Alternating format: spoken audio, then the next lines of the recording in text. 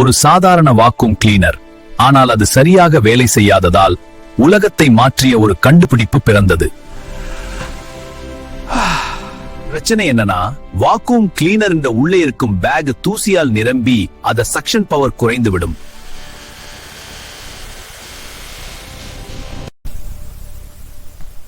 அப்போது அவர் ஒரு விஷயம் கவனித்தார். தொழிற்சாலைகளில் சைக்ளோன் டெக்னாலஜி மூலம் தூசியை பிரிக்கிறார்கள்.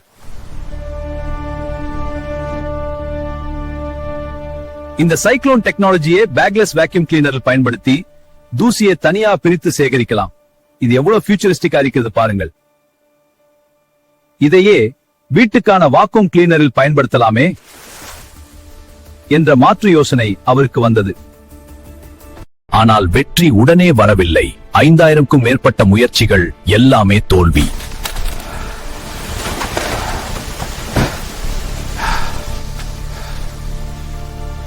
பணம் குறைந்தது, குடும்ப அழுத்தம் அதிகரித்தது.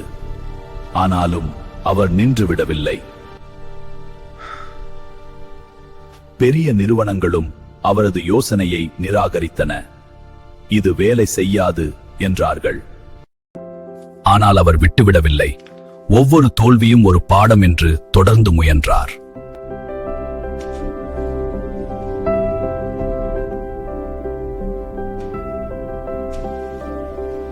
இறுதியாக உலகின் முதல் பேக்லெஸ் வேக்யூம் கிளீனர் உருவானது. இன்று அந்த கண்டுபிடிப்பு இந்தியனியல் உலக புகழ்பெற்ற பிராண்டாக மாறியுள்ளது.